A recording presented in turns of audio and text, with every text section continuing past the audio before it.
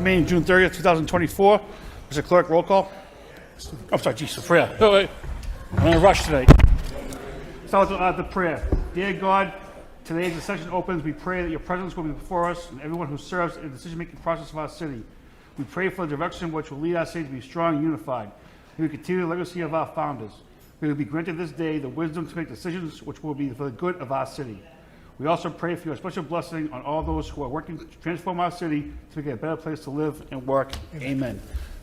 To the flag. I pledge allegiance to the flag of the United States of America and to the republic for which it stands, one nation, under God, indivisible, with liberty and justice for all. Now, Mr. Clerk, please roll call.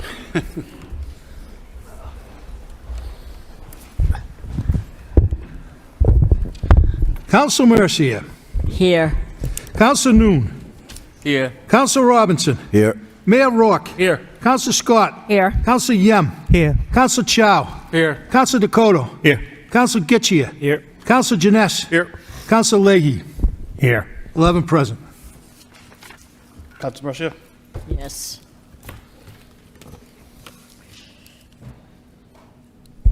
Thank you, Mr. Mayor. I'd like to offer a moment of silence in Docking Chamber for Colleen Lovering, born and raised in Lowell. She was a graduate of St. Michael's School, Keith Hall, and Fitchburg State College, graduating with a BS in nursing. Colleen lived a life focused on caring for seniors, beginning at the age of 14 as a nurse's aide.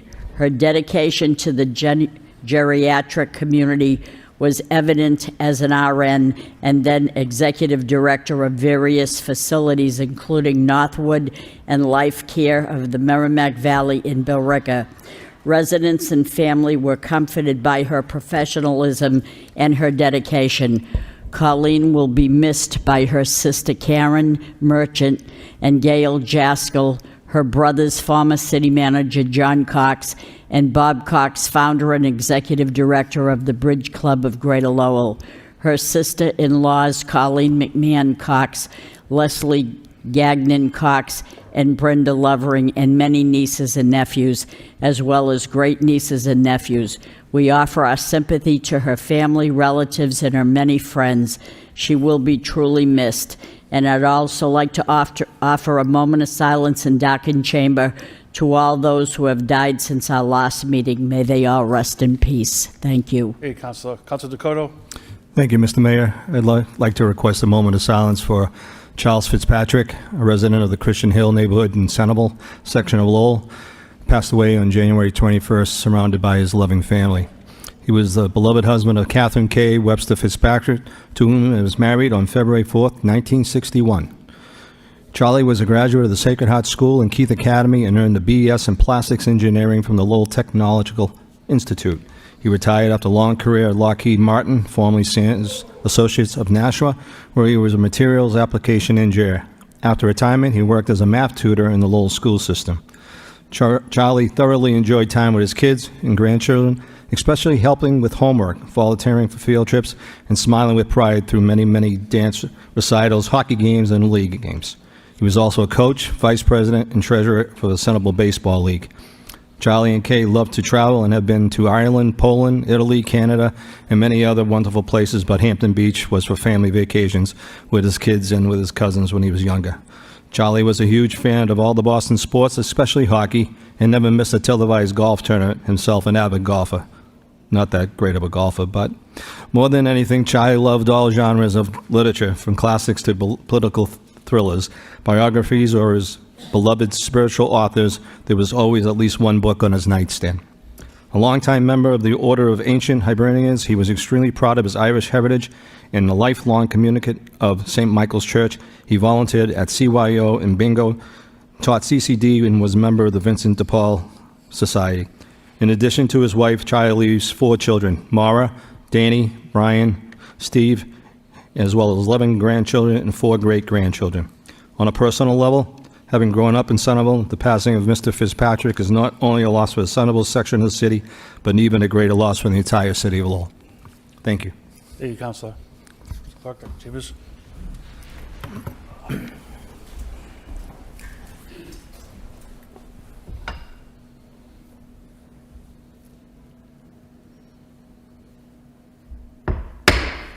May they rest in peace.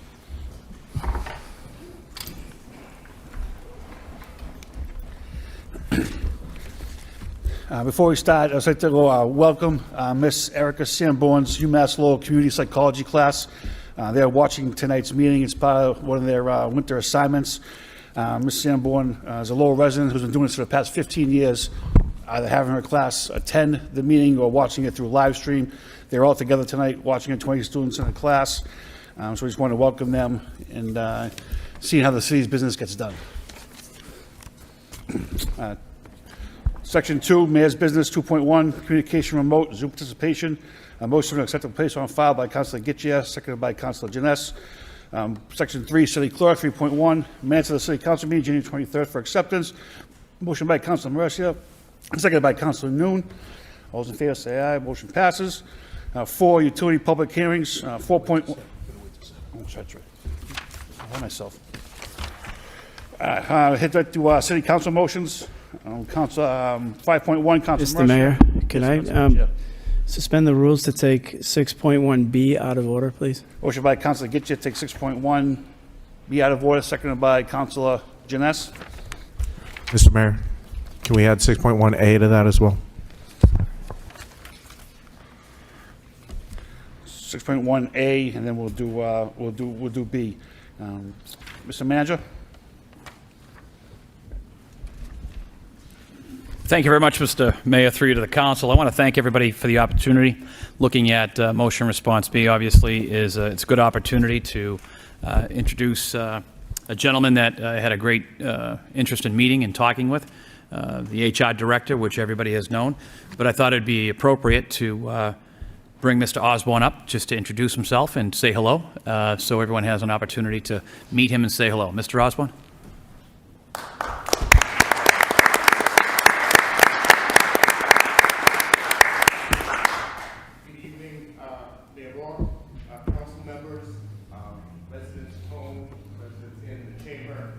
Thank you for the warm greeting that I've received over these past 2 days. I am so excited to be able to join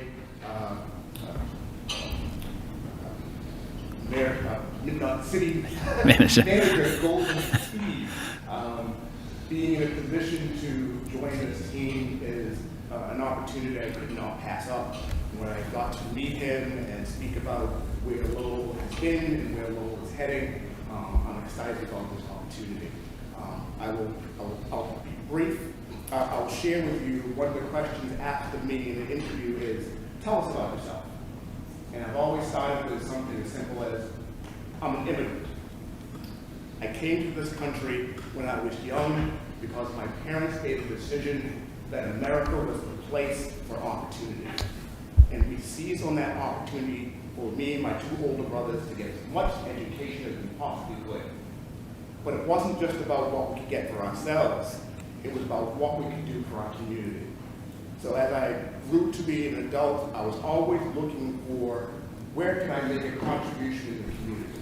And having a job that allows my community service and my education to mesh, that is where I contribute. So I'm thankful for the confidence City Manager Golden has provided me. I look forward to working with all of you who I get to meet city councilors a little bit.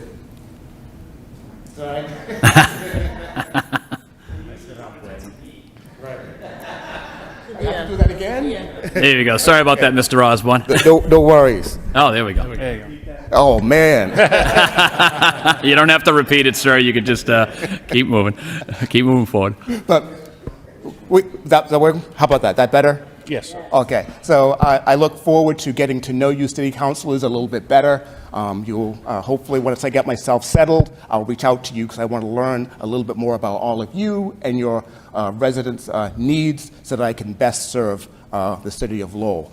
I am comforted by the fact that Mary Callery is not leaving the building, so I'm holding on to her as comfort, but I promised only to hold on for so long before I do let go. But thank you all, and I look forward to serving you all.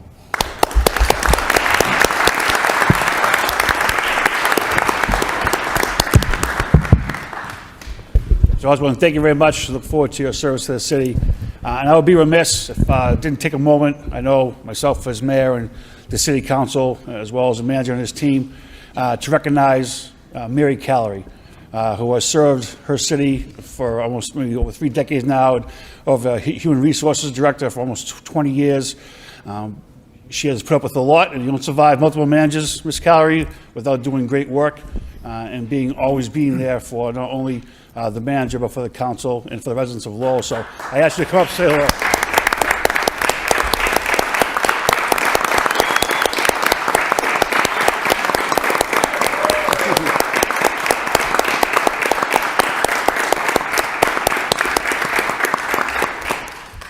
It's also good to know you'll be sticking around for a while, right? So yes, very good. Thank you very much. Would you like to speak? Mr. Mayor. Would you like to speak, Mary? And we want to thank you for all the cupcakes you bought on Tuesdays. Now that Mr. Osborne will have to buy us cupcakes on Tuesdays. Councilor Yum. Thank you, Mr. Mayor. I just want to welcome Mr. Osborne to Lowell, Massachusetts. So you will be feel at home because Lowell is a city of immigrants like yourself. We came from another land seeking opportunity away from the oppression. So welcome to Lowell, Massachusetts. So what you just said remind me of what President Johnson said at his inauguration. Ask not for your country can do for you, but what you can do for your country. I think that's what your statement is. And you're going to be feel at home. Welcome, sir. Okay, thank you. That being taken care of, we also have one other motion response to be taken out of order, which was motion response A. Comments, Councilor Yum? There is a registered speaker, Mr. Mayor. Take that first. Okay. Steve Eddington.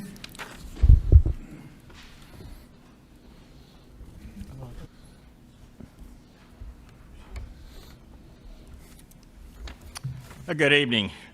We're working it, right? Okay, we're good. Yeah, Mayor Rourke, members of the City Council, good to be with you this evening. I'm Steve Eddington.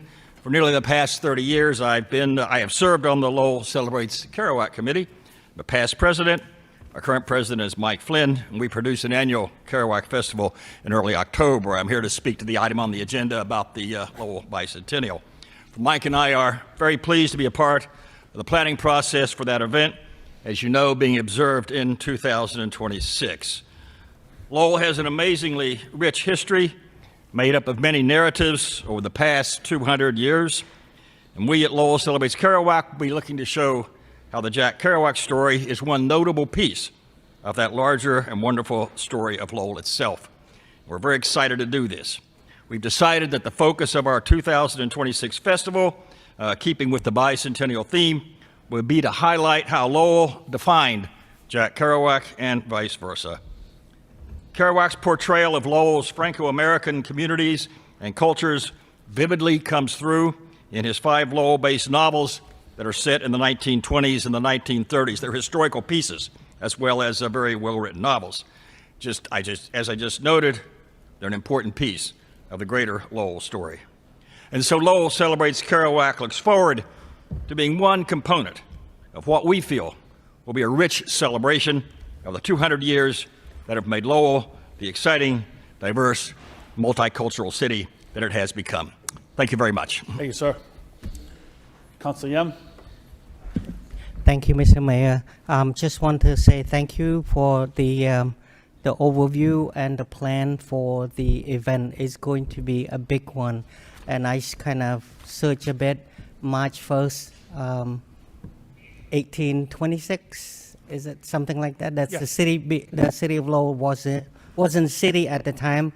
It became the town away from Chelmsford, and then 10 years later become the city. So I really I'm excited to see all the partners and stakeholders going to be part of this. So if I could make additional comments, you know, the Boys and Girls Clubs going to finish their new buildings in 2016. 2025 Lowell Boys and Girls Club going to turn 125, so they can be part of that. And then Cambodia Town with all the gates and then all the parks going to be done at the same time. So maybe incorporate that also into festivity as well. And one other places that is a jewel of the city is the Lowell Auditorium. So there's going to be a lot of performance and stuff like that can be add on. I did not see the Middlesex Community College, so they all could be part of the educational component that you laid out, right? So that will be really, really good. It's going to be a big one. And hopefully we have some sort of memento that people can either purchase and take it home, just like, U.S.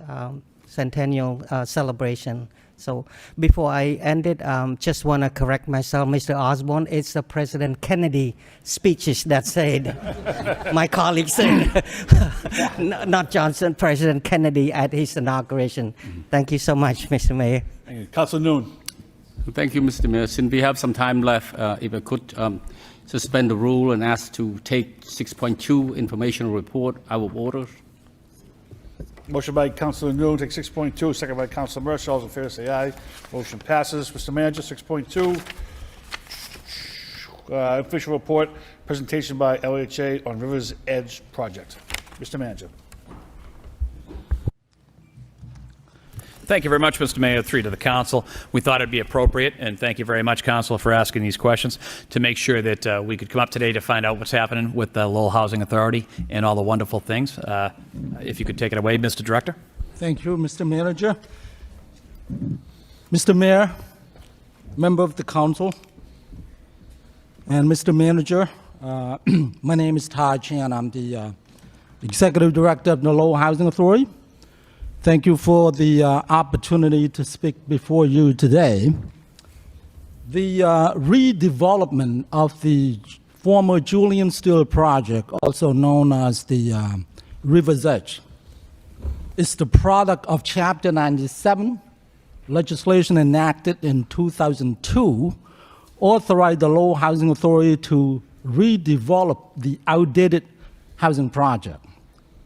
Approximately 7 years ago, due to the rising costs of infrastructure and construction, the construction of new housing units was suspended after completing 155 units.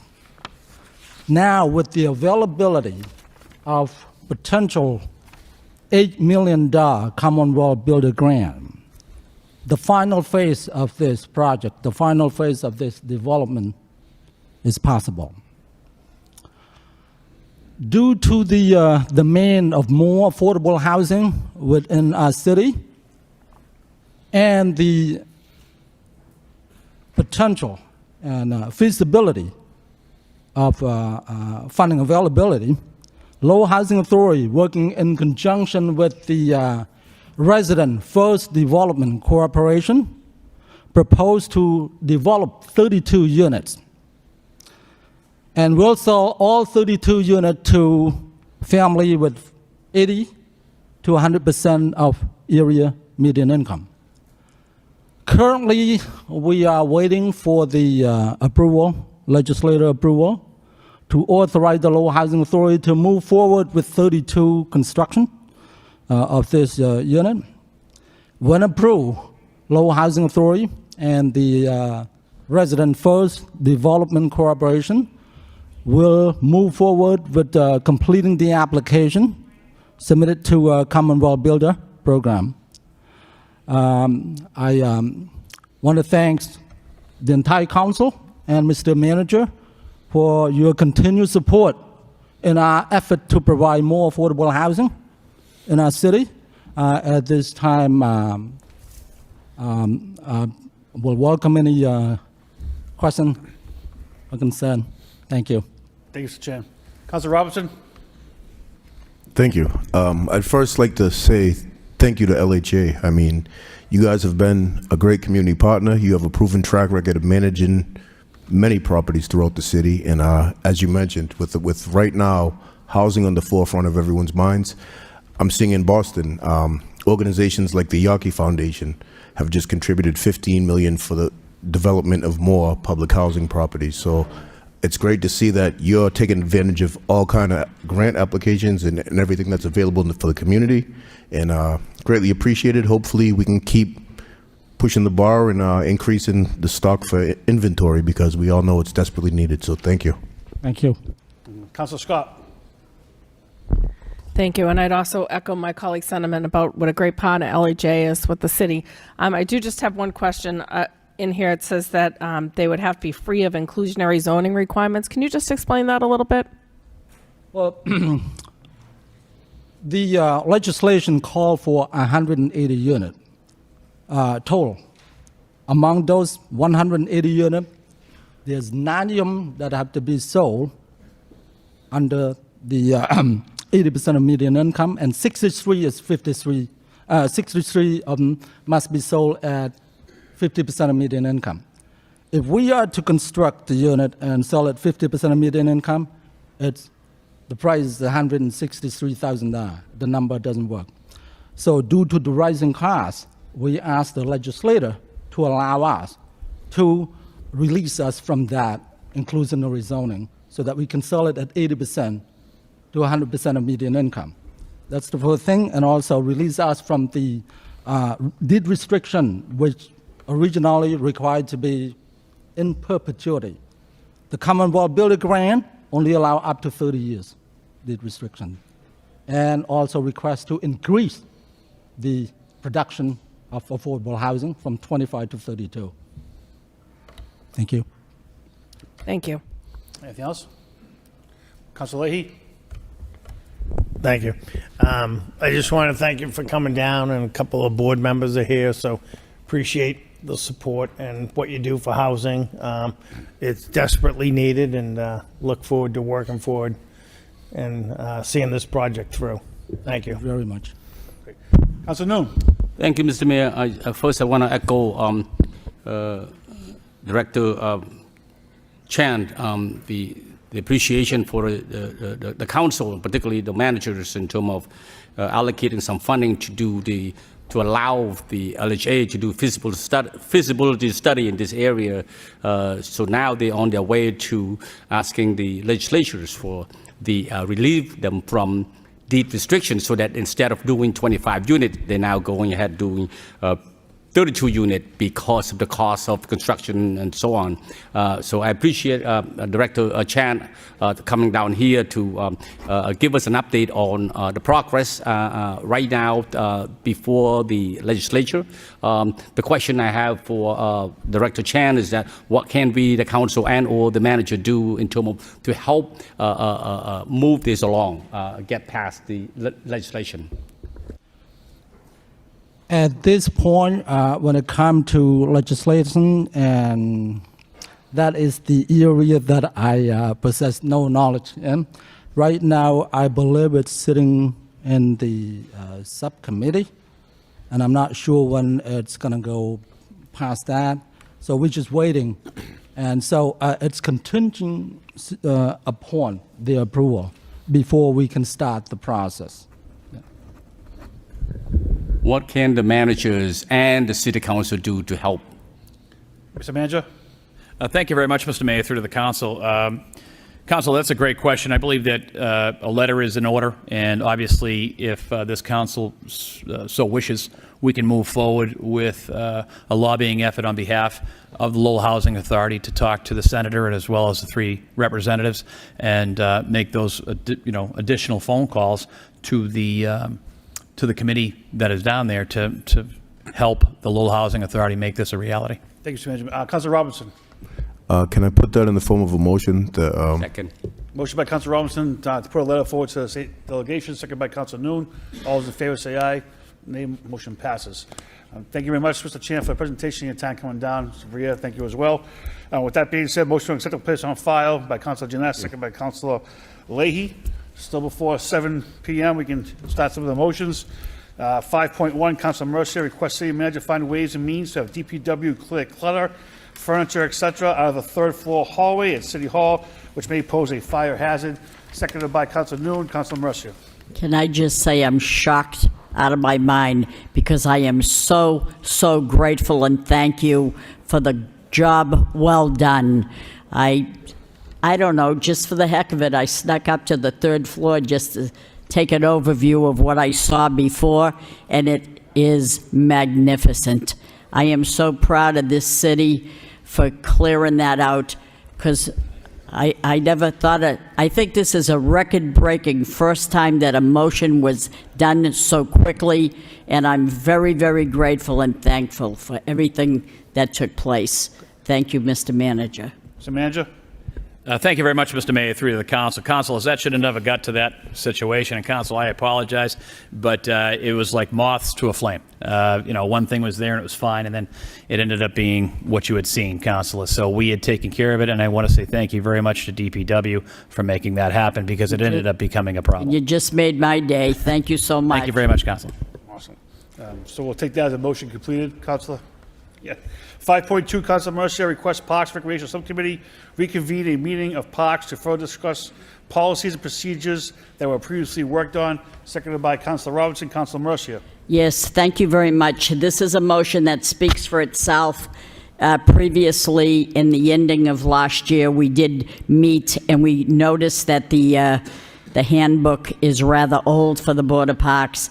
We are going to review it and amend it. And so the subcommittee meeting of Parks and Recreation, which is Eric Gitchia, John Leahy, and myself, we're going to meet and hold that joint subcommittee, refer this motion to the Board of Parks, to the Parks subcommittee meeting together next Tuesday at 5:30. Thank you so much. Thank you.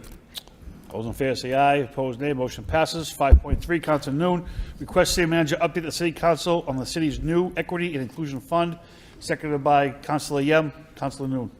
Thank you, Mr. Mayor. A few years ago, Councilors Elliott and I believe Councilor Elliott and Councilor Samaras have asked the council to set up a fund for the DEI. I just want to know, because I haven't heard anything about it, so to see whether or not we have that fund in place, and that we also, the question was that can we ask the citizen or the resident of Lowell to donate to the fund. So I think we did do that. I want to know, I want an update on it as to how much fund now available, and what do we use it for. Now, given that we have recently we have a committee that the managers, the council was approve it, and asking the manager to set up that committee, and that committee will be in charge of, to some extent, using that fund to see where it's fit. All those in favor say aye. Opposed, nay. Motion passes. 5.4, Councilor Noon requests city manager provide a report regarding mass hire and the status of employment and any grant availability. Seconded by Councilor Leahy. Councilor Noon. Thank you, Mr. Mayor. Mass hire with the Career Center is funded by the U.S. Department of Labor, and that we use that in connections, kind of connecting the job seekers to businesses and businesses to job seekers. And I know that Lowell have done a very fantastic job under Shannon Norton, I believe. I know that some of the people that use the customers of Mass High just want to know whether or not, because some of them do not have transportation. So we want to know how many of the customer of Mass High utilize. I heard of a while back U-Ride. U-Ride, where you do a $2 share ride, so to speak. And I just want to know also is that how many of our customer of Mass High utilize that service. The report and question around the number of customers of Mass High use U-Ride to and from work has also been helpful to see where we go from here. Okay, Councilor Gitchia.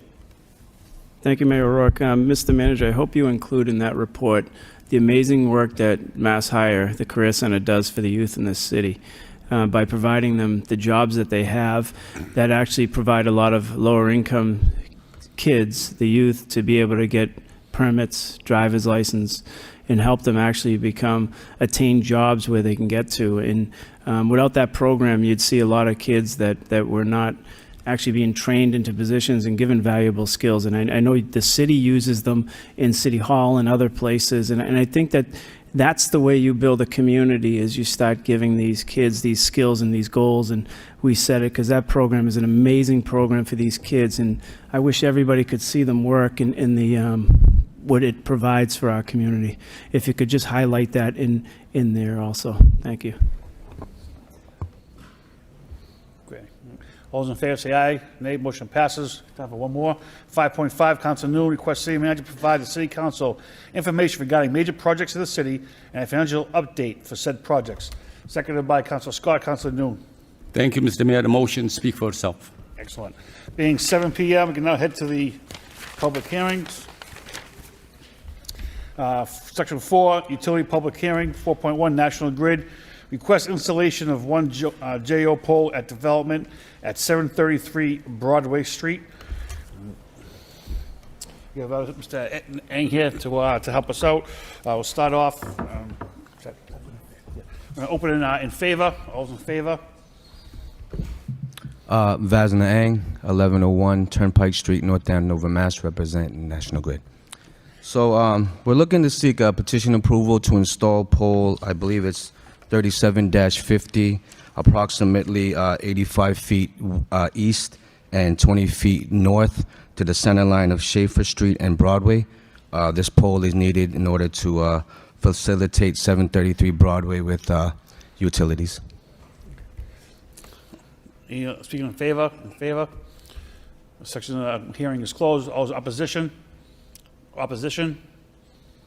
That section of the meeting is closed as well. Is anybody here from the public willing to speak on this? I did get a phone call. Sir, come on up.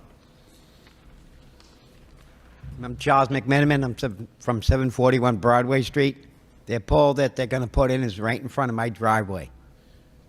I like to have it moved 5 feet or 10 feet over from either other side so I can have access to my driveway.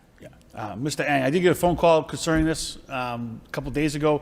Would it be possible just to maybe speak with the neighbor and then the manager's office just to get it cleared up before installation? Does that make sense to you?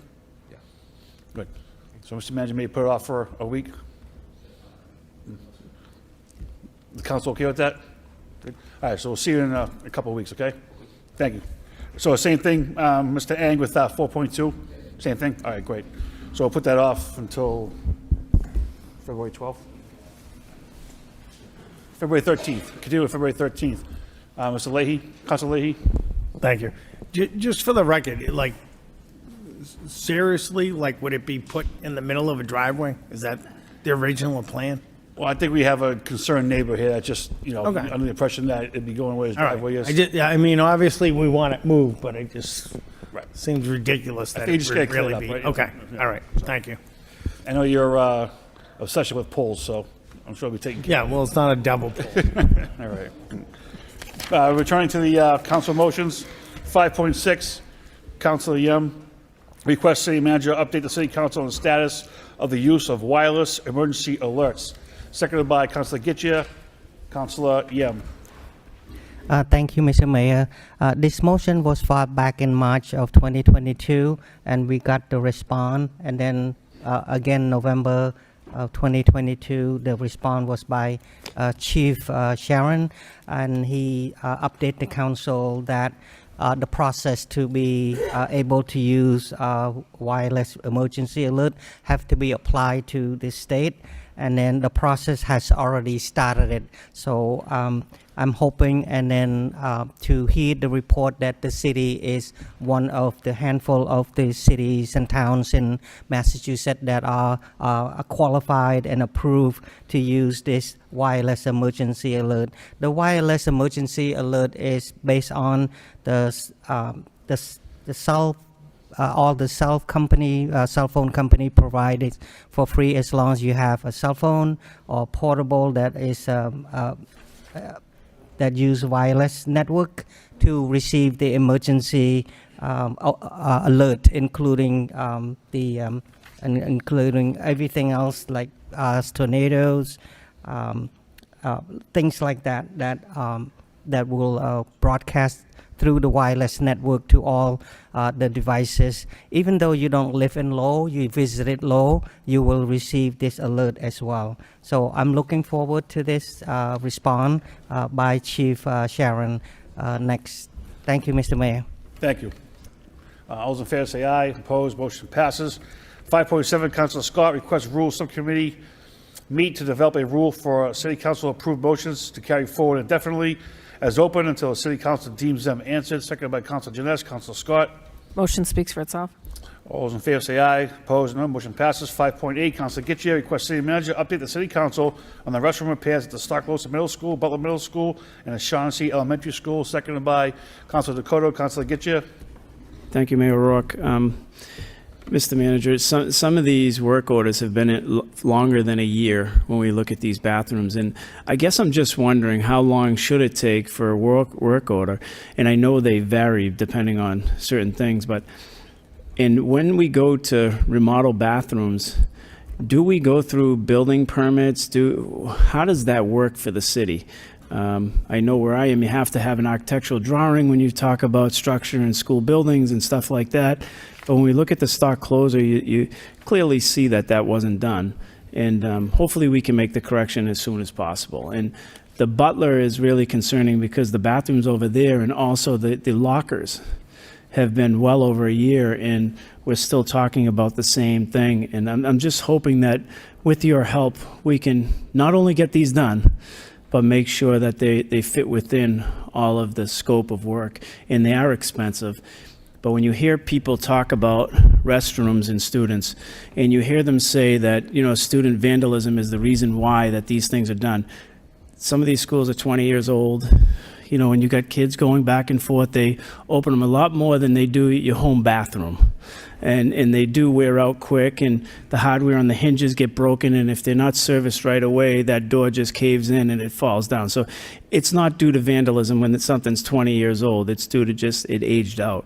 So I don't want people to think there's a misconception here that students went in and kicked down all these dividers, and now we're going to have to put block up there so that some 11-year-old can't kick over a petition, because that simply is not the truth. It's just, we just have to look at these issues, come up with a good design that actually would work forward. And I'm hoping that you can come back with a response quick enough that we can get these resolved fast, because every day we close one of those doors and lock it, you're sending kids further away. There's more mischief. There's more time out of a classroom. And I'm hoping that we can get that resolved fast.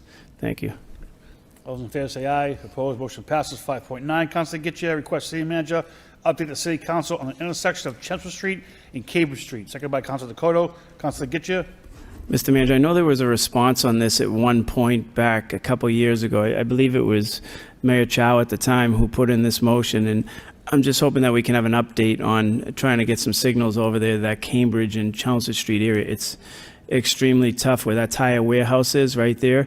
It's just a tough area to get out of. It's kind of like the Stedman and Westford Street. It gets real bottlenecked, and there's a lot of buses from LRTA come out of there. It's just a tough area. So if we can get that moving along again, I know that signals take time, and there's an expense, but if we can look for avenues to gain resources to try to make that happen. Thank you. Councilor Yam.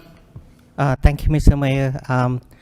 Thank you for the updated motion, Councilor Getchia. Especially the Glory Buddhist Temple, when there is a event and they come out from the Cambridge Street, the temple, it's very hard to make a turn onto Chelmsford Street due to the fact that the traffic on Chelmsford Street is really heavy. So therefore, there's a lot of backed up. Well, good thing that the temple did is to hire the police officer to help direct traffic during event at the Glory Buddhist Temple. So if you could, Mr. Manager, could look at it and and take care of that, that will be greatly appreciated by the community, especially the Glory Buddhist Temple. Thank you, Mr. Mayor. Thank you. Dakota. Without a doubt, a good motion. It is just as bad as Westford and Stedman, and something definitely needs to be done over there. I appreciate the motion from Councilor Getchia. Councilor Chow. Thank you, Mr. Mayor, and I want to thank Councilor Getchia for refiling this motion. As other councilors have mentioned, this is a very, very busy and dangerous intersection. I drive, if you pull up from Cambridge Street, it's sort of a upward angle a little bit, and Chelmsford Street, the main street intersection, it's wide and there's some blind spots. I feel that the people that pull out of Cambridge Street onto Chelmsford Street, whether turning left or turning right, they really have to gun for it because the traffic on Chelmsford Street, they do go pretty fast when there's less traffic, but it gets really chaotic when it gets busy. Either way, any time of the day, it gets really dangerous for the drivers coming out of Cambridge Street. Thank you. Thank you, Councilor. All those in favor say aye. Opposed, motion passes. 5.10, Councilor Robinson requests city manager to begin conversations on a possible partnership with Lowell Catholic with focus on improvements to fields they are utilizing for athletics. Seconded by Councilor Scott. Councilor Robinson. Motion speaks for itself. All those in favor, Councilor Gitcha. No mistake. Thank you, Mayor Rourke. Mr. Manager, do we require anybody who rents our fields to bring them up to do work on them? Mr. Manager? I apologize, Council, I couldn't hear you. Do we require anybody who leases or rents our fields to upkeep them? Or do they just contribute to the city, or how does that work? Mr. Manager? Thank you very much, Mr. Mayor. Councilor, I apologize. That was on me. No, we don't. I mean, they clean. They try to do the best they can. They try to leave it better than they found it, but they're not over there doing something per se in regards to say cutting the lawn or emptying the garbage or anything like that. So they do not do that. I know this, that there are issues with rentals with some schools, because I actually do that, and they rent areas that we have, and the expense piece is always tough for these private schools to even pay out because of whatever the reason is. But I understand what Councilor Robinson's saying, but at the end of the day, if we use them, why wouldn't they be upkept to a point that they wouldn't, they're renting something, so it should be upkept to the point where it's usable and meets the needs. Mr. Manager? Thank you very much, Mr. Mayor. So they pay, Council, they pay the permit fee, of course, like I don't want to say like everybody, some of our own do not pay permit fees. But they pay a permit fee, but I haven't heard any complaints about, say, this particular, if we get complaints from parks that such and such an organization leaves it a mess, there is a discussion to be had with that. That's not happening in this situation, but not to my knowledge do they do anything extra, if you would. Then they pay their permit fee and they leave it better than they found it, and that means, sending the kids around, I'm sure, picking up the bottles and the cans or whatever the case may be. But maybe that's something we can expand upon, looking to see how Lowell Catholic obviously is looking to have what I would say a home field, if you would. This is a discussion that's been going on for, I think, a little bit, probably since I've been here for the last couple of years, and we're just trying to figure out the right way, if it can indeed be done. I think our challenge in the city with the parks revenue is that we give out blanket permits. So now people have ownership of something for a very long period of time every single day, and we're losing revenue in other places when they're not even on those fields. So we really should only define it down to block rentals, because at this point, some people have it from sun up to sundown on a field, and you drive by, take Calorie Parking and drive by Calorie Park every day, and there's hardly anybody even on it anymore, because since they put together the youth group, that's like a practice field and not really used as much as it once was. So, but it's blocked out and you can't really get on it. So I think we have to really dial in our rentals in the blocks that we give based off of that, so that others can actually have the opportunity to use these fields and we can gain revenue, and we should have more money to actually do the repairs. But that's just my look at when I look at these parks and you see them, nobody's on them. And then when you ask about the permit, it's taken from sun up to sundown, all the way from April to July. So I just think we need to look at how we permit out those parks and the revenue that's gained from them. Councilor Robinson? Thank you. This motion came from preliminary conversations with members of the Lowell Catholic staff. Pretty much Gage Field, perfect example. I'd say 65% or better usage up there, especially on the soccer fields, is in fact Lowell Catholic, which they bus across the city to utilize for lack of any fields near their property. The field's not in the greatest condition. And this was more of a attempt to be collaborative, to improve the conditions, to provide a good service, and kind of as the city manager touched on, if they'd be interested in establishing almost a home base for the team that's been using it, and whatever that looks like, a partnership to improve the quality of the playing surface, let's have the conversation. It's not to single out and say they should or shouldn't. It's just seeing, are they capable of, are they willing to? Because, again, Gage is a tricky situation, as any Centerville residents are aware. I mean, we have buses parked on Beacon Street because there's games going on, and we're bringing other schools into Gage Field, which is not the best condition. It bottlenecks the traffic at rush hour coming up and down Beacon Street. So, I mean, there's a lot that goes on in that little area, and so that's why I think, a collaborative conversation between the administration and Lowell Catholic and see, can we find something that works for everybody? Thank you. All those in favor say aye. Opposed, motion passes. 5.11, Council Robinson requests city manager have the law department draft an ordinance requiring all contractors and subcontractors working on city construction projects valued at over 1 million employ apprentices registered in a bona fide apprentice training program and establishing minimum apprentice ratios. Seconded by Councilor Yem. Councilor Robinson. Thank you. This is something where, again, you can't demand, obviously, project labor agreements or whatever. That was hashed out. But we always talk about providing training and introducing people in the community into opportunities to be able to provide for themselves down the road, skill sets. This is a way that we can look at potentially helping people in the community get involved with the skilled trades, get into an apprenticeship position, and be employed in their backyard. So I think this is a win-win for the community.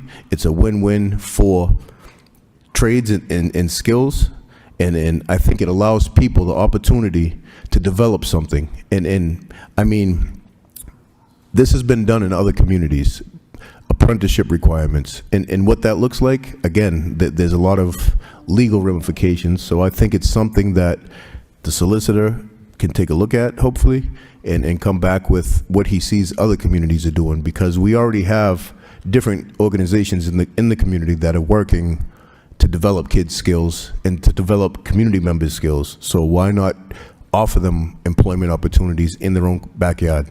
Thank you. Councilor Gitcha.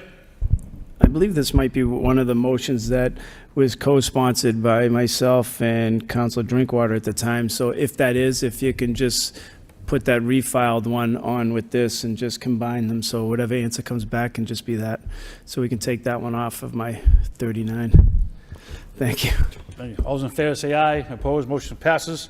5.12, Councilor Robinson requests city manager have proper department provide a detailed timeline, including scope of work for cleanup of all city green space, as well as a report with correction timeline on damage caused by winter operations.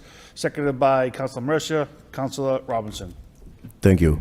This is just something that, every spring, we see some areas, contractors end up damaging, or whoever is damaging chunks of green space, and we end up running around picking up the pieces. So, I mean, the sooner we can identify those problems and come up with a plan of attack to correct it, the sooner we can get back to the work that I know our people are already burdened with as far as ball fields and all the spring cleanup stuff. So, thank you.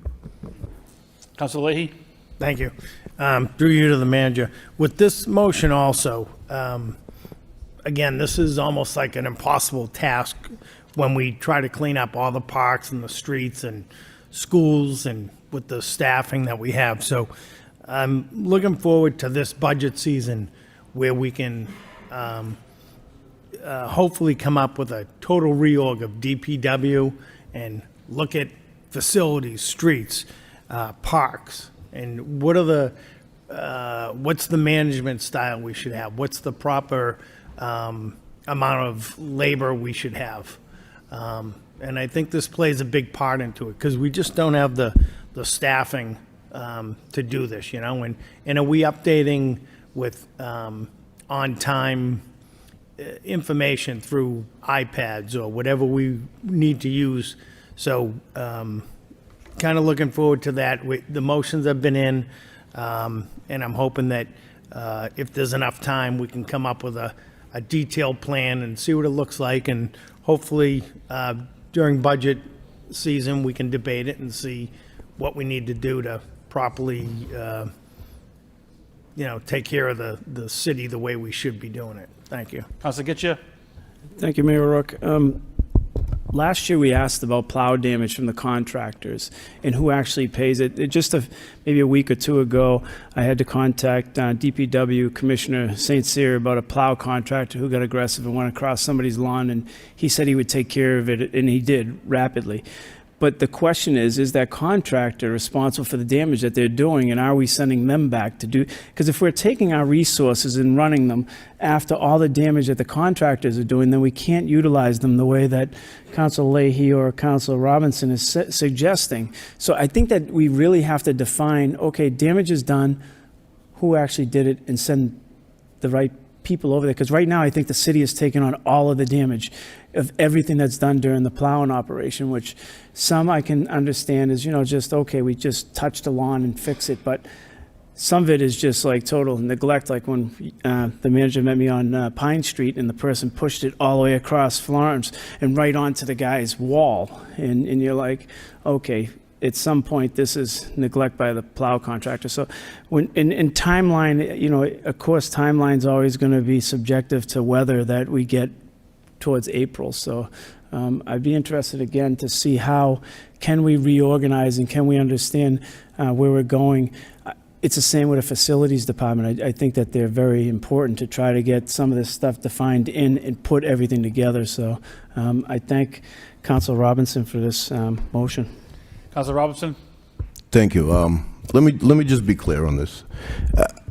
15 years we did this work. It was never, we don't have the staff or this. I mean, it's easy to make excuses why you can't do something, but realistically, first, we have spotters. Spotters' main responsibility to keep an eye on a contractor over a route. There should be a running list of damages that the spotters identify, and if they know the contractor is working that route, they should be able to key in and say, hey, let's get over here, let's have a meet. I've seen it a million times in 15 years. They'd call the contractor back over who's assigned to the route and say this is what happened. Now the contractors have to have an insurance bond to work for the city. That's part of the package. They have insurance that covers these kind of damages. So there are already mechanisms in place. It's just a matter of using what we have at our disposal and operating efficiently. I mean, it's all of this, we can't do it. I'm not even saying that all of this should be corrected in-house. And if you read the motion, it's basically, do we have a list of the damages? What is the game plan to correct these damages? Now, whether that's having contractors come back, reimburse, that's administrative rights. That's not, well, I'm not trying to micromanage on how this gets done. I'm asking, what are we looking at? Do we have a preparedness plan for this? Because every spring, sure as the ice melts and garbage pops up, we're going to see damages. So we're in January now. We have some time ahead of us. If we can get ahead of this when the ice melts, we'll be a lot better off. And again, a lot of these things are already in place. The insurance packages required of contractors coming into work for the city should cover damage. Bridge Street, that wall sat damaged for I don't know how long. And thankfully it was corrected in-house by our masons. Now, whether that was damaged internally or not, I couldn't even tell you, but the spotter assigned to that area should have had a running list of that damage. I mean, it's common sense. If you're spotting and keeping an eye on contractors, keep a running list of damages that you see and address them as they pop up. Thank you. All in favor, say aye. Opposed, no. Motion passes.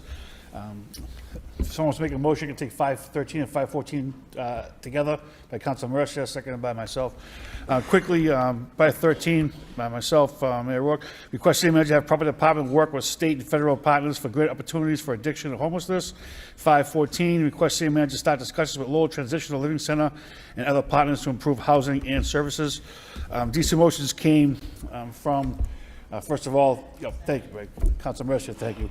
These came about with the announcement last week of the Sheriff's Department looking to find a centralized location for those that have maybe addiction or some criminal behavior going on to maybe instead of going to a police station, going somewhere where they get some triage help and sent to the right resources throughout the city. Hoping some way, Mr. Manager, we can tie in the transitional living center as well. I know there's a lot of space that's required in talking to the sheriff. I don't know where that space is, no idea. I know there's an ad hoc subcommittee going to be created pretty soon concerning some spots throughout the city, but if possible, if we could just start that conversation and see what the possibilities are. I think it'd be very, very beneficial both for the homeless that stay at the transitional center and for the city if that could ever possibly move out of the current spot that's in now. So maybe it's just a Hail Mary, but see if something could possibly happen. Councilor Getchia? I think these are excellent motions, Mayor Rourke. Not that you need my endorsement, but on the homeless issue, we haven't seen the numbers in a while from the homeless director on how many are out there, how many beds are available, and are we moving in a direction? And if we could see those as soon as, I just think, we just have to get down there more often, and if they need, I would love to actually have the council invited down on one of these go-throughs and just see exactly how do we communicate, how does it go on. I don't know if the rest of the council would love to go for a walk, but I just think it would be an interesting piece for us to learn more about exactly what's being offered down there and what we're doing. So I like these motions. I think that we just have to see as a council, okay, what is being offered at this time of year and what do we have to offer? Thank you. Councilor Robinson? Thank you. Again, I'd echo, thank you for the motions, and I think a huge key piece from everything we've heard, 5.14, I agree. I think we've heard tons of problems with the conditions in Lowell Transitional Living Center, and that's just by default, the nature of the business, and that's nationwide. And again, with materials and construction, it's not cheap. So, I mean, I think this is a great motion to look at improving the quality of living conditions for the people that really need that hand up. So, thank you. Councilor Noon? Thank you, Mr. Mayor. I echo Councilor Gutierrez and Councilor Robinson. It's very good motions. The issues of addictions and homelessness is not going to go away, and we as a city and the taxpayer cannot bear the brunt. I mean, we need to get out to the state and the federal for help here because, again, we service not just the people of Lowell, but the people elsewhere, surrounding towns as well. So the winters is right here, and we do need help big time. As far as the Lowell transitional living centers, I know they've done their job, and they could do better. You just want to see improvement in service that they provide, and service. When we speak of service, they're not only the only agency provide service in terms of addiction and mental health and whatnot. We have a lot of good partners in the areas, whatever we get here from the state and the federal certainly will help not only us, but also help this other nonprofit organization that provides service to the homeless populations as well. So thank you for bring this motion up, and so we hope to get good answers from the state and the federal in terms of resource. Thank you. Councilor Yam? Thank you, Mr. Mayor. Again, a great motion, especially 5.14, the Lowell Transitional Living Center. This is just a question to maybe Mr. Manager. People keep asking, is there a way to relocate the center to a bit out of, because right there and then it's become a commercial center hub for the downtown, and with the living transition center, it kind of deters some people from go down there, particularly on the businesses where the registry motor vehicle, all that restaurants and stuff like that. So it's been asked many years now. So I'm hoping that you may have the conversation or looking or long-term plan, things like that. Thank you, Mr. Mayor. Thank you. All those in favor say aye. Opposed, motions both pass. Section 6, communications from the city manager, A and B have already been answered. Motion response C, report on cyber incidents impact on hiring process. Comments? No? All right, D, motion response, scofflaw property owners with attachment. Councilor Robinson? Thank you. I'd like to thank you for the report back, but it seems like the city of Boston's is a lot more robust than just putting out a list of landlords that have been repeat violators. I think the reason this was filed was it imposes a slight penalty, so to say, and it restricts people from being able to apply from a lot of valuable resources that they might otherwise be able to access. I know in the report it says that internal departments are in constant communication, but staffing is limited. And so this is not, I think the city of Boston has pretty much figured out their staffing is limited, and that's why they came out with this scofflaw policy. So I think just putting a list out there wouldn't really accomplish what this motion set out to do. Thank you. Councilor Getchia? Councilor Scott? Manager Golden, go ahead. You can, did you want to speak? Okay, I'm sorry. I would agree. I think that, constant communication really doesn't tell us anything. It just says people are in constant communication, so I really don't know what that means. In the list thing, I would agree with Councilor Robinson on that. I just hope that we could get more involved. I think it would work much better for our community to see this implemented and start holding people accountable. So I just hope that we can get a better report going forward on this piece. Councilor Scott? Thank you, Mr. Mayor. I also would echo my colleague's sentiments. I really liked this motion when it came out because, Boston, Chicago, the response that we received, they did have kind of a punitive nature to them, which I do think is needed for some of these out-of-city real estate owners. The same people are being called on over and over again. I call in and it's, not that one again, and this is way more than 3 strikes, you're out. This is repeated violations. For me, in Central Street, Mead Street, we saw Branch Street, how many times that happened. I saw in Chicago, it said they can't pull variances, permits, they can't acquire property, they can't make zoning changes, apply for TIFs. So I think this does fall short of what we need to do, and I would hope it would be sent back to look a little further into what Chicago and Boston are trying to accomplish. Thank you. Councilor Robinson? Thank you. And yeah, I'd like to completely echo. There's no teeth.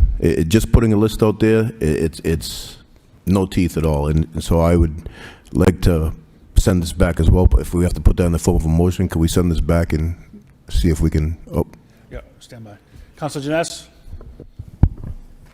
Thank you, Mr. Mayor. I agree. There's no teeth. We need teeth. Even if we don't use the teeth, having the teeth is important. I think getting something on the books so that it empowers the administration to really hold folks responsible. And I understand, the hesitancy, things like Boston's ordinance doesn't allow people to do things, even if they correct issues on their property. But we could address that as part of the ordinance. If people address all their issues and are good for 3 months, 6 months, you want to take them off the list, I'd be okay with that. I don't know how my colleagues feel. But I feel like this gives us an opportunity to really hold people's feet to the fire here, who have created a real quality of life issue for many of our residents, whether they're residents of these buildings or neighbors. The absentee landlords is a thing we hear time and time again as a problem that's facing our neighborhoods and our residents. And I think putting an ordinance like this on the books would go a long way to giving the administration the powers it needs to really hold people responsible and really let them know that if you're going to own property in Lowell, you need to be part of the community. You need to be rowing in the same direction as the rest of us. So I'm happy to make that motion to refer it back for further study. Mr. Manager? Thank you, Mr. Mayor. 3 to the council. Councilors, I'm trying to get a point of clarification from this. We're all on the same page, I believe. So what happens currently right now is if you're even going to be considered for this list, you've already been fined. So there's been a violation, there's been a fine, or in some instances we may give a warning. In the event that said property owes any type of taxes, or they have violations, or any one violation or multiple violations, they cannot pull a permit. The only thing that was different here, and this is the point of clarification for me, I believe we're already, once again, in order to be put on this list, you already have to have fines. Things are already happening for you, or things are, things are already happening, or you're not paying attention. Similar to what we're doing with the vacant and foreclosed property in the downtown area, we're just not putting anyone there. We're actually fining them, similar to how we would do it in any one of the neighborhoods. My understanding of this was we would be putting this together for everybody to see, that people would know how that such and such a street or such and such a property was under fine and therefore could not receive a fine, taxes, could not get a permit, and could not do anything until they clarified this. Now, in the city of Boston, what they do, I think, and I'm assuming this, they make an exception if somebody has a problem that they can still apply for grants provided A, B, and C. I'm glad to take this back and rework it, but once again, I think from the administration standpoint, I think we need to be clear that any property that potentially would be on this list already has fines on it. We've already been hitting them. So I'm looking for a little bit of thought process or clarify. I'll gladly take it back. We can take this offline and tell me what you're thinking. Mr. Mayor, Councilor. You got Councilor Janess? Thank you. I think one thing there might be a bit of disagreement here, or just not a meeting of the minds, is that it's not so much the property specifically, but the owner, the landlord. ABC 123 Realty Corporation owns 65 properties in the city. They've let 10 of them go to pot. Doesn't mean they can let the other 55 and do whatever they want to do there. They really got to pull their weight across the city. And, and I think that they need to know that. They can't get away with leaving a house in Centerville a mess as long as they keep their Belvedere ones up. We can't allow that. Just quickly to Councilor Janess and other councilors' points. Maybe 8 years ago, I know Councilor Mercier and Councilor Leahy were on board with the Problem Property Task Force that really attacked owners and landlords of properties. Just like Councilor Janess stated, it was more of the person or the owner of the property, not just the property itself. I think the city came up with maybe 10 or 12 property owners that really paid no attention. I think actually maybe Mr. Machado was on that task force at the time, so he should probably know about it. And maybe the kind of direction that this council wants to go in is something like that, Mr. Manager. Any other comments by the council? Councilor Scott?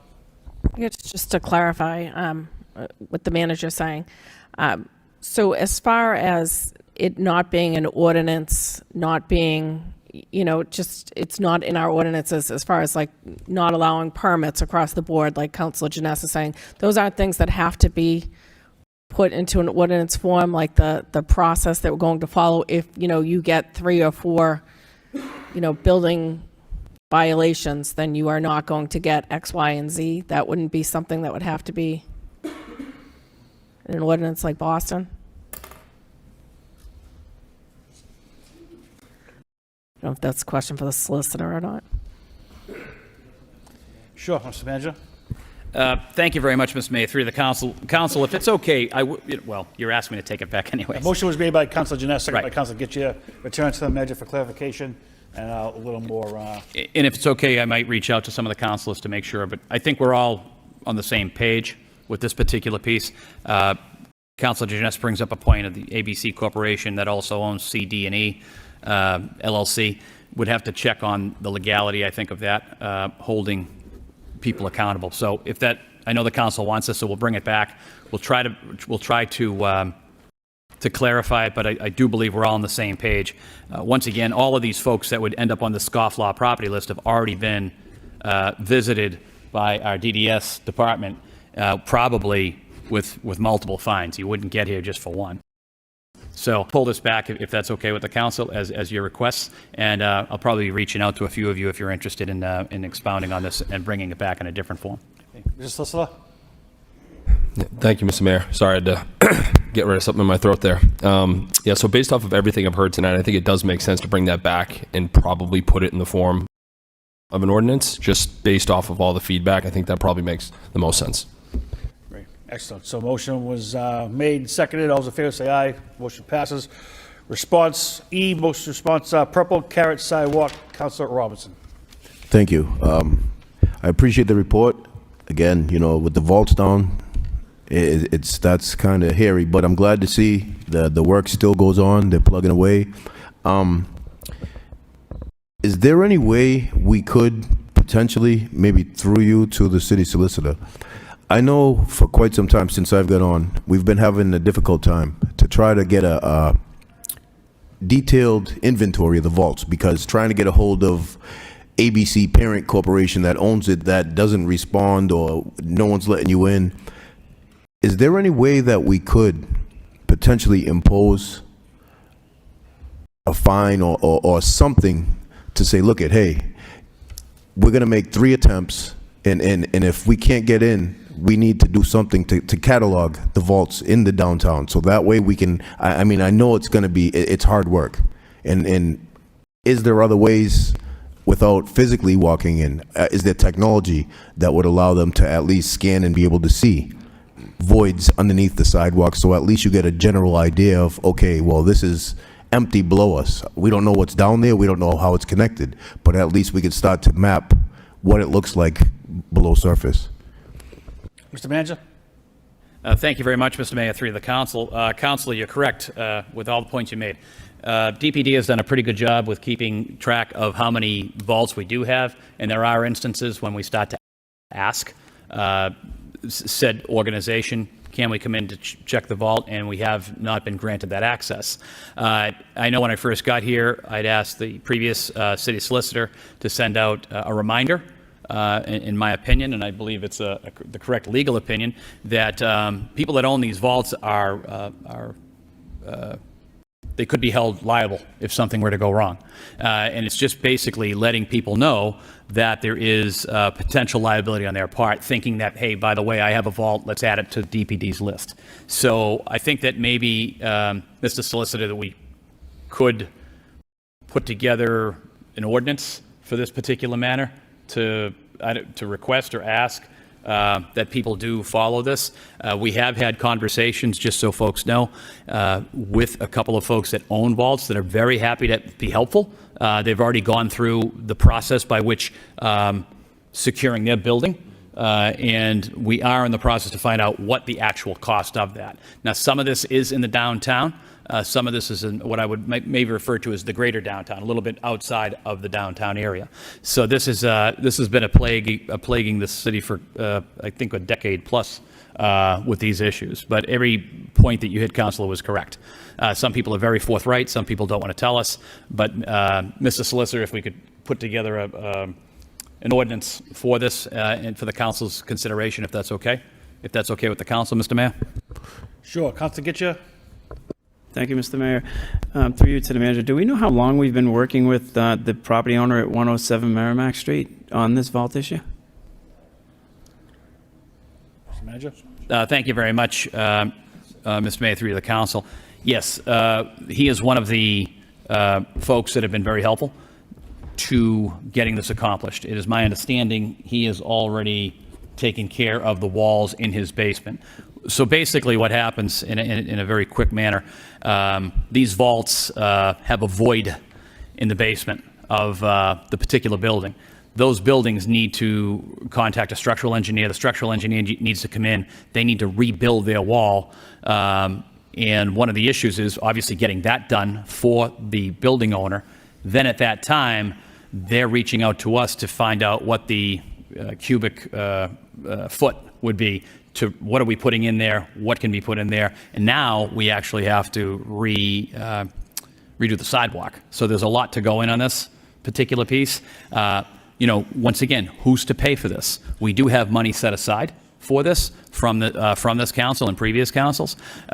We don't pay to secure the building, and once again, to secure the building, ladies and gentlemen, what I'm saying is to build that wall that isn't there. If you've not been in a vault, it's probably difficult to to see or to understand.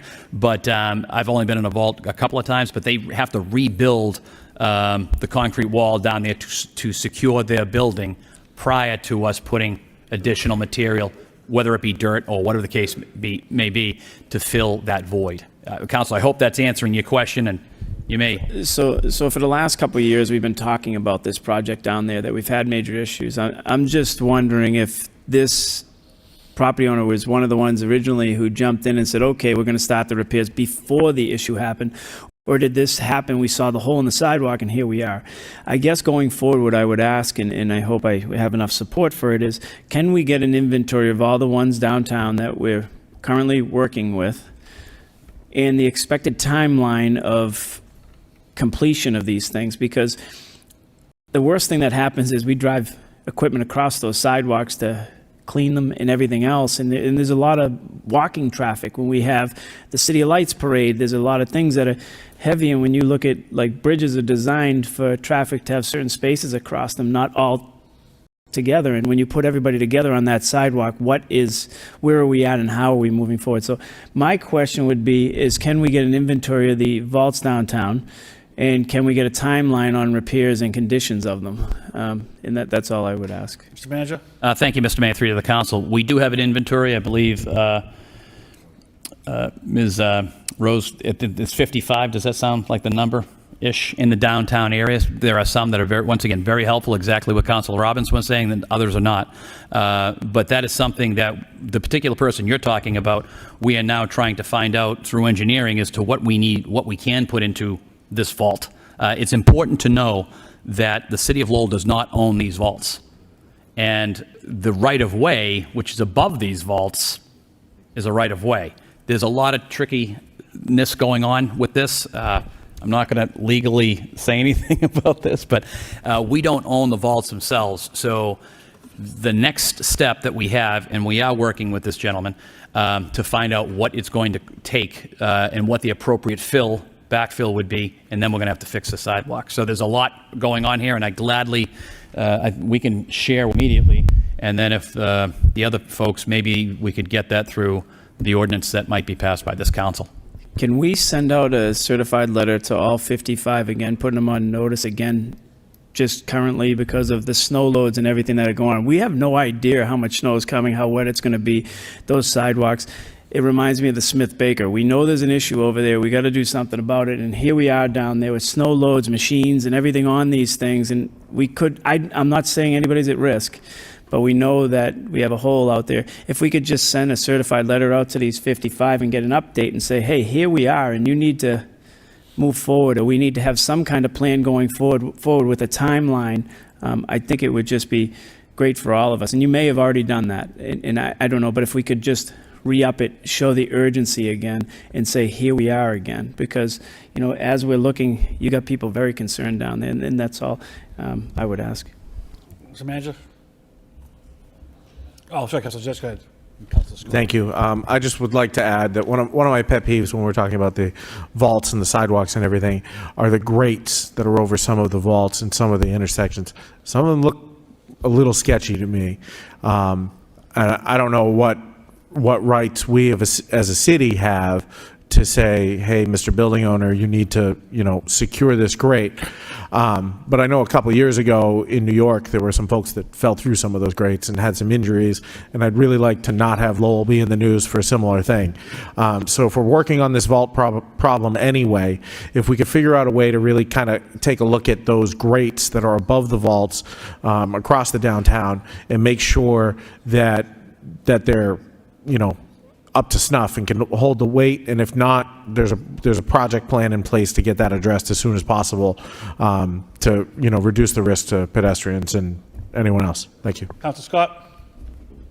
Thank you, Mr. Mayor. I guess I'm trying to understand a little bit more about the vaults themselves. So the vaults are owned by the private businesses, correct? So the land under our sidewalks is owned by a private business. Okay. So do we have any way to take ownership of those vaults, like eminent domain or anything?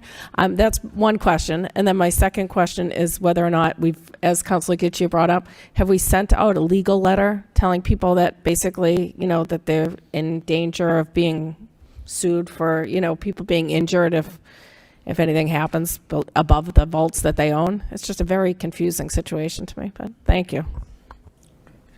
Mr. Manager, wrap this up. Thank you very much, Mr. Mayor, through the council. Council, yes, the previous solicitor had asked to put everybody on notice because of the liability. Our current solicitor is in the process of putting yet another letter that will be certified, going out to everybody. The problem with us taking ownership is just the liability portion of it. Because if you can think of the sidewalk itself as just being an open cavern underneath, it's also open going into their building. So that's where the structural engineer needs to come in and make piers or knee walls, whichever you want to look at, to hold back the earth that we'll be putting in to secure the sidewalk. So would that be an insurance issue for the... Currently, right now, my position would be if something were to happen, it would be the owner of the real estate that owns the vault. That would be my position, but I'm not a lawyer, and we're trying to protect the building owners to let them know they potentially have a liability. I don't, at no point at this time do I think any issue, but this is something that in order for us to go to the next level and fill the void or fill the vault, the building owner needs to hire that structural engineer. That structural engineer needs to go in and build that wall like a typical foundation of your house. These foundations are going into. They used to use it to deliver goods and things of that nature. So it's not as if we were to pour sand, dirt, whatever you call, it would just end up going into the basement of the property owner. So there's a lot of moving parts here, but it's something that. Thank you. Mr. Solicitor, any idea when we would have the letters out? Any idea? Through you to the Mr. Mayor. Thank you, Mr. Mayor. Yeah, we could have those letters out by the end of the week. That's no problem. Thank you very much. It's very interesting. Thank you. Councilor Yam, sure. Just a quick comment, Mr. Mayor. Thank you. As a property owner myself, this sounds very costly to hire an engineers and all of that. And, I'm sympathy with the property owners that they need to hire a structural engineer. Is there a way that the property owner work with the city to kind of come up with solution together to solve this problem? Thank you. Great. Got a report. All right. Moving on, 6.3, communication, resignation of Ann Mulhern from Library Board of Trustees. Motion to accept and place on file by Council Jeanette, second by Council Lee. All in favor? Motion passes. Communication, city manager requests out-of-state travel, Lowell Police Department. A motion to adopt by Council Mercia, second by Council Yam. Roll call, Mr. Clerk.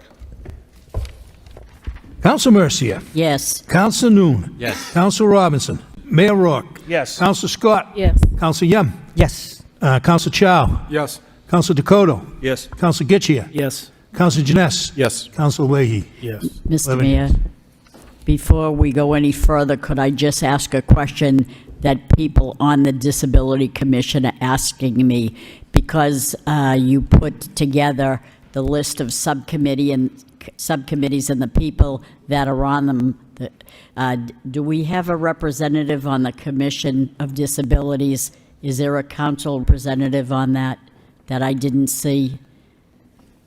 Mr. Mayor, I'm just getting information. No, Councilor, we don't have a representative from the City Council. They asked me, I didn't know the answer, so there is no answer yet. Are you gonna? Council, that would be up to the mayor if they want to appoint somebody at some point. I think it's been a while since Yeah, it's happened. I want you on it. More than welcome if someone wants to volunteer to be on it, they put somebody on it.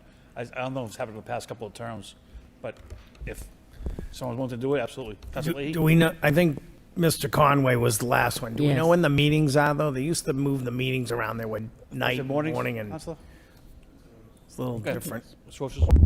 So I believe they're the third Thursday each month, and they meet right here in the mayor's reception room, and it's also hybrid But is it morning or night? at night, 6 o'clock. 6:30. And they used to have, I think somebody used to be a representative, but they don't have anybody right now currently. Okay. Email to the council and we'll fill it. Thank you, thank you. Council Noon? Mr. Mayor, bundle 7.1 and 2. By Council Noon, second by Council Mercia. 7.1, accept and expend FY24 earmark funds for Gage Field. 7.2, vote and expend FY24 earmark funds for the Martin Complex. Excuse me, Mr. Mayor. 7.1, I plan on voting to accept, but I also would like to refer this to the Parks Subcommittee. So do you want to vote tonight, or do you want to hold off and send it to a subcommittee first? I'd rather send it to the Parks Subcommittee. Or, I mean, I think we the can best vote. process- Can we vote to accept and then for discussions of it, send it to the I think the best process is to vote to either accept or not accept it, and if it's accepted, just make a motion after that and refer it to the Parks Subcommittee. Mr. Mayor, I kind of understand where the councilor is coming from, and if we vote to accept the $25,000 for a specific purpose at a field, and we vote for it, but we don't want it used for that purpose, I think to refer it to the Parks Committee, I don't know how you could get around that, because I see the situation here where it talks about what's going to be done with that money, and they're going to spend $25,000 in the Park Department to install concrete slabs to anchor bleachers at the field. How many slabs do we need? That's an awful lot of money for cement. I think there's a cheaper way to do this. I really firmly think we'd like to discuss that. So if we vote and we vote to accept it, it has to be specifically slated for what they're asking for. And I don't agree with what they're asking for. Or else I'd like to hear a little bit more about it. Thank you. Sure. Mr. Getchia? Mayor Rourke, through you to the city solicitor. If we vote this, but can those funds be used for something other than the bleachers? No, I don't think so. Yeah, thank you, Mr. Mayor. No, they can't. So just based off of everything that I'm hearing here first, I think it probably should go to the subcommittee first before a vote. I think that makes the most sense. I thought these funds were supposed to be for bathrooms up there. I know we all talked about bathrooms up at Gage at one point, and I think this, again, when we pour forms and stuff, I think we can do that in-house, but I don't, or we can get someone to volunteer, but Manager Golden, if you'd. Mr. Manager? Thank you very much, Mr. Mayor, through to the council. Council is, it was earmarked towards bleachers, but I think with a phone call over to DCR, we can have this discussion. Typically, I've witnessed this, and I know that I believe it was Representative that got this $25,000. It's typically for the whole to try to get this done. So I think this is something we could maybe put into, if it's the will of the council, put it into subcommittee, and we can get that answer. But I'm pretty confident these funds are typically very flexible, provided it stays at Gage Park, typically. So you okay with voting this down and then just pushing it to, or voting it to just go to a subcommittee beforehand? Then I would second the motion by Council Robinson to send it to a subcommittee. Council Noon? Thank you, Mr. Mayor. I just want a clarification here. So this grant was from the Department of Conservation and Recreation. Representative Elliott is asked for that grant for that specific use. Is that correct? Mr. Solicitor? Can you repeat that, Councilor?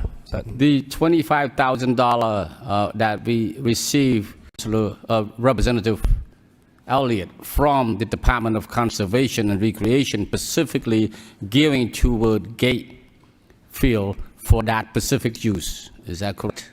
Hold off. That's a question for the manager. Mr. Manager? Thank you, Mr. Mayor. Through to the council. Council, typically it is for Gage Field. For Gate Field, but not for the specific use? Not specific. Okay. It doesn't, I mean, I'd be shocked, to be honest with you, if it specifically was for this purpose. It's usually just for the betterment of Gage Field. Okay. At times, with coming through DCR, it's the betterment of parks in the city of Lowell. Okay. But in this particular instance, you'd have to read it, but it would be for betterment of Gage Field. I think I concur with my colleague. Then we can use it for other things at Gate Field, because some of us know Gate Field better than others. I think Councilor Mosius has just comment that. So if that's the case, there's a motion by Councilor Robinson, second by Councilor Mercia, sent to a subcommittee. Right. All those in favor say aye. Motion passes. Great. 7.2, vote to expend FY24 earmark funds of Martin Complex. Any questions about that before we move to a vote? No? All right. Waive the full reading. Motion to adopt by Councilor Noon, second by Councilor Leahy. Mr. Clerk, roll call. Martin Complex, to accept the money? Just the Martin, yep. Okay. Council Mercia. Yes. Council Noon. Yes. Council Robinson. Yes. Mayor Rourke. Yes. Council Scott. Yes. Council Yem. Yes. Council Chow. Yes. Council Dakota. Yes. Council Getchia. Yes. Council Janess. Yes. Council Leahy. Yes. 11 yeas. Section reports, subcommittee this evening, June 3rd, January 30th, 2024. Rules subcommittee. Mr. Chairman, you going to do that next week? Mr. Mayor, we'll make a report next week. You got it. Section 9, petitions, 9.1 claims, property damage. Motion to refer to Law Department for report recommendation by Councilor Noon, second by Councilor Janess. All those in favor say aye. Opposed? Passes. 9.2 miscellaneous. Jessica Lozada requests installation of a handicap parking sign at 13 Kidman Street. Report to transportation engineer for report and recommendation by Councilor Robinson, second by Councilor Scott. All those in favor say aye. Motion passes. Announcements? Any announcements? Councilor Yem. Thank you, Mr. Mayor. On behalf of the entire council and this administration, we want to wish a belated happy birthday for Assistant City Manager Sean Machado. You're the best. Thank you.